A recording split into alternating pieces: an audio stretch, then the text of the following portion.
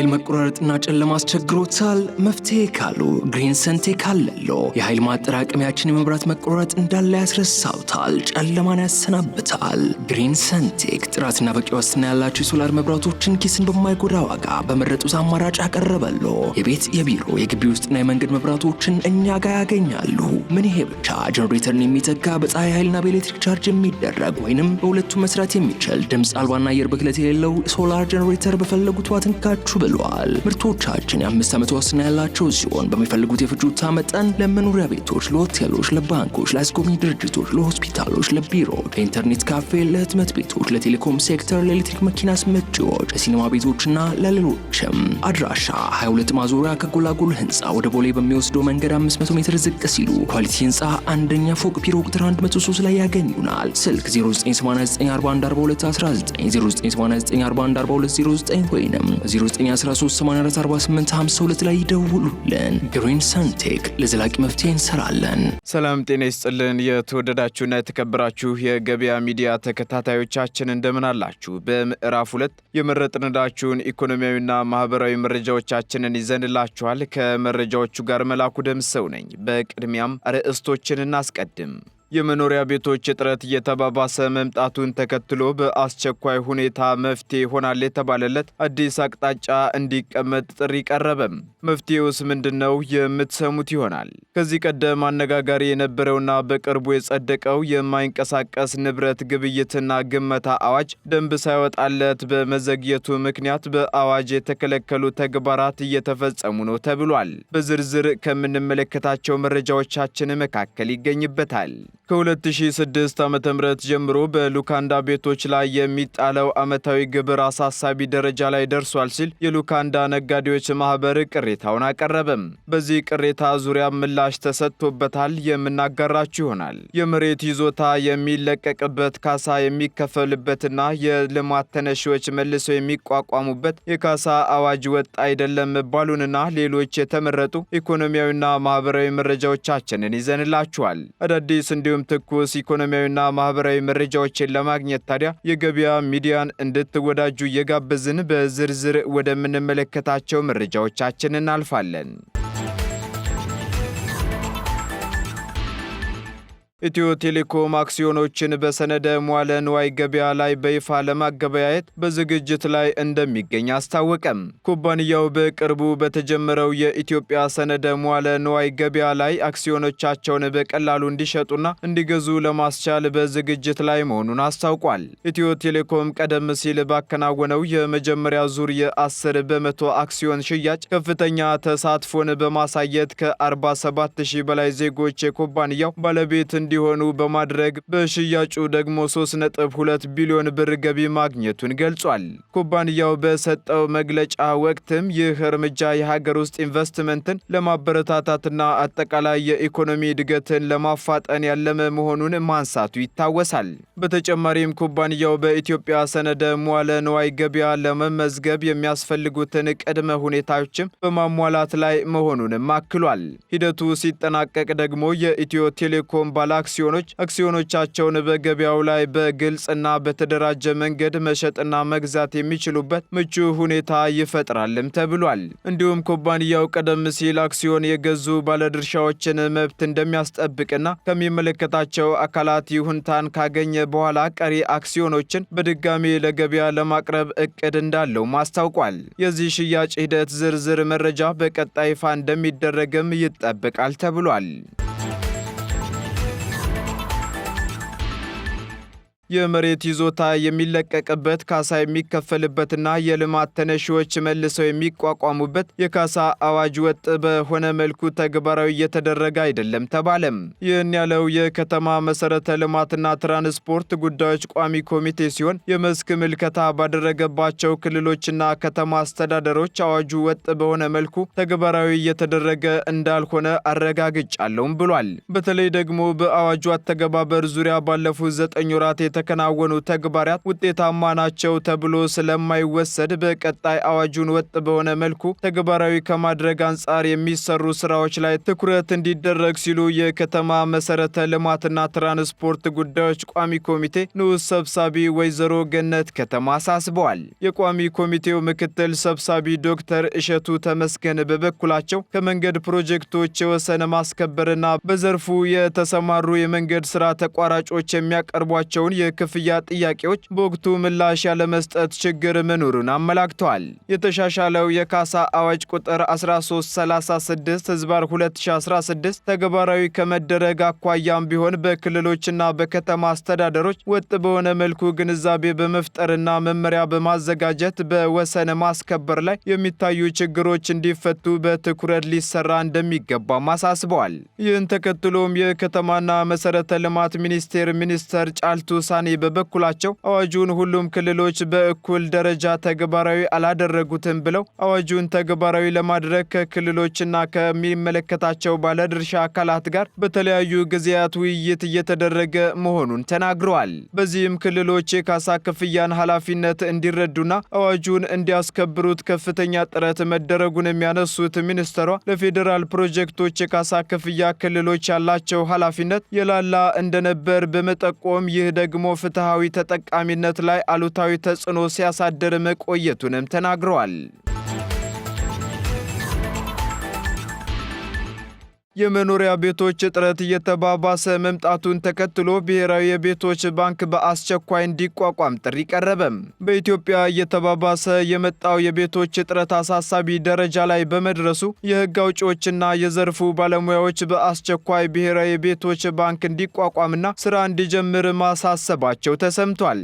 በአሁኑ ወቅት በአዲስ አበባ ከተማ ብቻ ከ1.2 ሚሊዮን በላይ የቤቶች እጥረት አለ የተባለ ሲሆን በሀገር አቀፍ ደረጃ ደግሞ በየዓመቱ የሚገነቡት ቤቶች ከሚፈለገው እጅግ አነስተኛ ናቸውም ተብሏል። የከተማ የመሰረተ ልማትና ትራንስፖርት ጉዳዮች ቋሚ ኮሚቴ አባላት በሌሎች ሀገራት እንደሚታየው የልማት ባንኮች አይነት የሆነ የቤቶች ባንክ የቤት ግንባታ የረጅም ጊዜና አነስተኛ የወለድ ምጣኔ ብድር በመስጠት ወሳኝ ሚና እየተጫወተ ይገኛል ብለዋል። እንዲህ አይነት ተቋም ሳይቋቋም ከቀረ ግን ለቤቶች እጥረት ዘላቂና ውጤታማ መፍትሄ ማግኘት እጅግ አስቸጋሪ ይሆናል ሲሉ የቋሚ ኮሚቴው ምክትል ሰብሳቢ አቶ እሸቱ ተመስገን ተናግረዋል። የከተማና መሰረተ ልማት ሚኒስቴር በበኩሉ ይህንን ጉዳይ ከፍተኛ ትኩረት በመስጠት በአፋጣኝ ወደ ትግበራ እንዲገባም አሳስቧል። በአሁኑ ወቅት ጥቂት የግል የፋይናንስ ተቋማትና የቁጠባና ብድር ህብረት ስራ ማህበራት የሚሰጡት ውስን የቤት መግዣ የገንዘብ ድጋፍ አሁን ላለውና ለወደፊትም ለሚኖረው ከፍተኛ የህዝብ ቁጥር ፍላጎት በቂ አይደለም ሲሉ ባለሙያዎችም ሐሳባቸውን አጋርተዋል። እንዲሁም የከተማና መሰረተ ልማት ሚኒስትር ወይዘሮ ጫልቱ ሳኒ ባለፉት 9 ወራት በመንግስትና በግል ዘርፍ የተገነቡ ቤቶች ቁጥር መጨመሩን ቢገልጹም ባለሙያዎቹ ግን እነዚህ ስኬቶች አሁንም በቂ አይደሉም ብለዋል። በዚህም የፋይናንስ እንቅፋቶችን ለመቅረፍ መንግስት የተወሰነ በጀት መድቦ የቤት ፋይናንስን ለማሻሻል ረቂቅ የህግ ማዕቀፍ አዘጋጅቷልም ተብሏል። የኢንዱስትሪ ባለሙያዎች ከዚህ በተጨማሪም ተመጣጣኝ የፋይናንስ አቅርቦት በኢትዮጵያ የቤቶች ገበያ ውስጥ የጎደለው ቁልፍ ነገር ነው ሲሉ ማከላቸውም ተነግሯል። ከዚህ በፊት ጸድቆ የነበረው የሪል ስቴት ልማትና የማይንቀሳቀስ ንብረት ግብይትና ግመታ አዋጅ ቁጥር 1357/2017 ደንብ ሳይወጣለት በመዘግየቱ ምክንያት በአዋጁ የተከለከሉ ተግባራት እየተፈጸሙ ነው ተባለም። በዚህም አዋጆቹ በህዝብ ተወካዮች ምክር ቤት ከጸደቁ በኋላ ደንብ እስኪወጣላቸው ድረስ ረጅም ጊዜ እየወሰዱ በመሆኑ አዋጆቹ እየተጣሱ ነው ተብሏል። በተለይም በቅርብ የጸደቀው የሪል ስቴት ልማትና የማይንቀሳቀስ ንብረት ግብይትና ግመታ አዋጅ ቁጥር 1357/2017 ደንብ ሳይወጣለት በመዘግየቱ ምክንያት በአዋጁ የተከለከሉ ተግባራት እየተፈጸሙ መሆኑን ምክር ቤቱ የከተማና መሰረተ ልማት የ9 ወራት ሪፖርት ባደረገበት ወይም በገመገመበት ወቅት አንስቷል። ምክር ቤቱ እንደ አብነት የጠቀሰው ይህ አዋጅ 80 በመቶ የሪል ስቴት ግንባታ ሳይጠናቀቅ መሸጥን የሚከለክል ቢሆንም ደንብ ባለመውጣቱ ግን በአሁኑ ወቅት ግንባታ ያልተጀመረባቸው መሬቶች ሳይቀሩ እየተሸጡ እንደሆነም እንዲሁም ደግሞ የተለያዩ ድርድሮች እየተካሄዱ መሆኑን አመላክቷል። አዋጆች በቶሎ ደንብ ሳይወጣላቸው በመዘግየታቸው ምክንያት ክፍተቶች በመፈጠር አዋጁን የሚጥሱ አካላት እየተበራከቱ መምጣታቸው ስጋትን እየፈጠሩ ነው መባሉን ካፒታል ጋዜጣ ዘግቧል። በሌላ በኩል ደግሞ የከተማና መሰረተ ልማት ሚኒስቴር በበኩሉ የሪል ስቴትና የማይንቀሳቀስ ንብረት ግብይትና ግመታ አዋጅ ተዘጋጅቶ እንዲጸድቅ መደረጉንና አዋጁን ተከትሎ የማስፈጸሚያ ረቂቅ ደንብ ተዘጋጅቶ ከባለድርሻ አካላት ጋር ውይይት በማድረግ ረቂቅ ደንቡን የማዳበር ስራ እየተሰራ እንደሚገኝ ማስታወቁ ይታወሳል። አዋጁ በመጽደቁ በሪል ስቴት አልሚዎችና በቤት ገዢዎች መካከል ለዘመናት ሳይፈቱ የቆዩ ችግሮችን እየተፈቱ መምጣታቸውና በቀጣይም አዋጁ ሲተገበር ደግሞ ችግሮችን መሰረታዊ በሆነ መልኩ አዎንታዊ ሚና እንደሚጫወት ተነግሯል።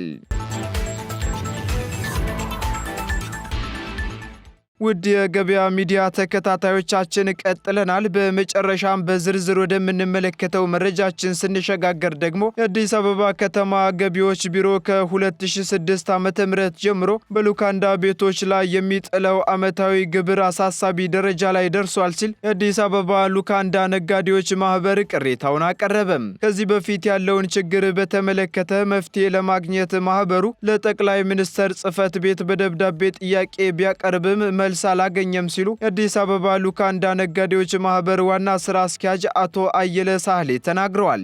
በሉካንዳ ቤቶች ወይም በስጋ ቤቶች ላይ በየዓመቱ የሚጣለው ግብር በጣም ከፍተኛ ነው ያሉት ዋና ስራ አስኪያጁ በተለይ የቁም እንስሳት ግዢ በምናከናውንበት ጊዜ የምናቀርበው ደረሰኝ ተቀባይነት ባለማግኘቱ በዘርፉ የተሰማሩ በርካታ ነጋዴዎች ችግር ውስጥ ወድቀዋል ማለታቸውን ሪፖርተር አስነብቧል። የገቢዎች ቢሮ በሉካንዳ ቤቶች ላይ ከመጠን ያለፈ ግምታዊ ግብር ከመጣሉ በፊት ጥናት ማድረግ ያስፈልገዋል ያሉት አቶ አየለ አንድ የቁም እንስሳት እርድ ሲከናወን 52 በመቶ የሚሆነው ተረፈ ምርቱ የቄራዎች ድርጅት ውስጥ እንደሚቀር ጠቁመዋል።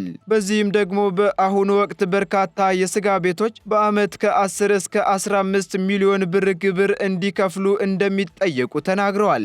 በተለይ ደግሞ የገቢዎች ቢሮ ሉካንዳ ቤቶችን ያማከለ ግብር መጣል ሲኖርበት በየዓመቱ በዘፈቀደ ክፈሉ ማለቱ አግባብ አይደለም ሲሉ ቅሬታቸውን አሰምተዋል። በተጨማሪም ጉዳዩን መንግስት እንዲያይላቸው በ2016 ዓ.ም ለአዲስ አበባ ከተማ አስተዳደር ከንቲባ ጽህፈት ቤት ደብዳቤ ማስገባታቸውንም አስረድተዋል። ቅሬታውን ተከትሎ ምላሽ የሰጡት የአዲስ አበባ ከተማ አስተዳደር ገቢዎች ቢሮ የኮሚኒኬሽን ዳይሬክተሩ አቶ ሰውነት አየለ ሲሆኑ የአዲስ አበባ ሉካንዳ ነጋዴዎች ማህበር አቅርቧል የተባለውን የቅሬታ ደብዳቤ በተመለከተ እስካሁን የደረሰን ነገር የለም ማለታቸውን ዘገባው ጠቅሷል። ዳይሬክተሩ አክለውም ቢሮ እስካሁን በየትኛውም ተቋምም ሆነ ግለሰብ ላይ ያልተገባና የተጋነነ የግብር አሰባሰብ ስርዓት አልዘረጋም ብለው በተለይ በከተማዋ መሰብሰብ ያለበት ግብር በጣም አነስተኛ ሆኖ አግኝተነዋል የሚል ምላሽንም አክለዋል። በተለይ ከስጋ ቤቶች ወይም ከሉካንዳ ቤቶችና ከሌሎች ተቋማት የሚመጡ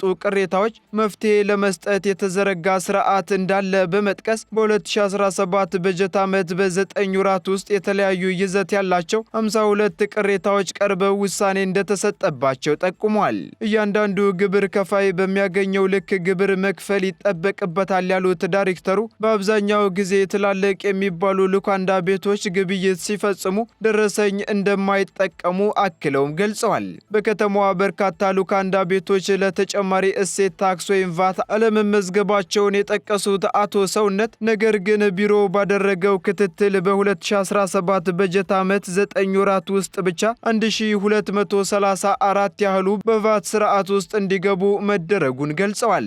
ወደ ቫት ስርዓት ለመግባት የቀን ሽያጭ 7000 ብር እንዲሆንና በአሁኑ ወቅትም የሉካንዳ ቤቶቹ ስጋ የሚሸጡበት በኪሎ 2500 ብር ስለሆነ በዚህ መሰረትም አንድ ሉካንዳ ወይም ስጋ ቤት ለ3 ሰዎች ሽያጭ ቢያከናውን ከ7000 ብር በላይ እንደሚያገኝም ተናግረዋል።